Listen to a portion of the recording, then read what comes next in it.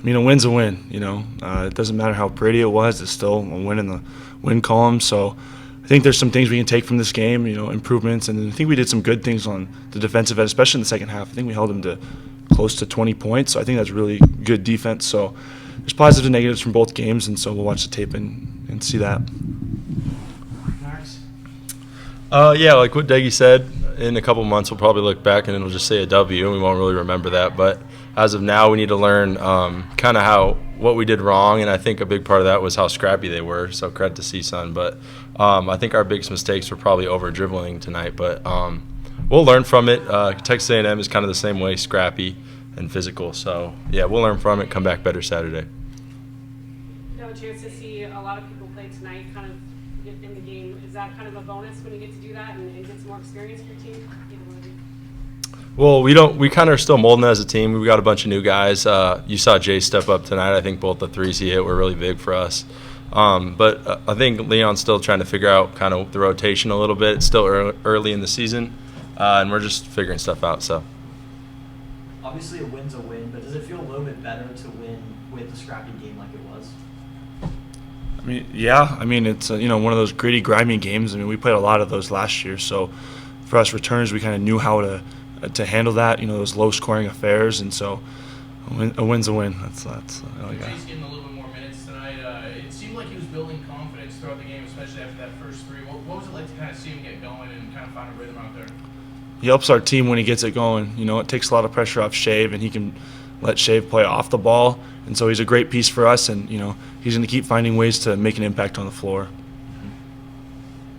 Max, do you see Jace being a pretty big piece of the puzzle this year? It feels like Leon can't keep him on the bench in certain spots. You can just see like coach's kid / gym rat in him in his game. I mean, you guys are gonna need him, huh? Yeah, I think he grew up in a baller family. They all kind of hooped, so he definitely has it in his blood. And I love how he plays. He always comes out like as the aggressor. He's never timid. So I think we definitely got to be in Leon's ear as his teammate to get him out there a little more too, because he's producing every time he's out there. So feels like you guys had a two-man game going pretty well. You and Jace on some pick and rolls, pick and pops. Like, why do you feel comfortable running that stuff with him? It feels like you do. We built trust over the summer. We saw the work that he put in, and he spent hours in the gym, and knowing that he's going to make the right read, and it's just kind of a chemistry thing that we built over the summer and kind of figuring out where each other's going to be. So it's great. I love it.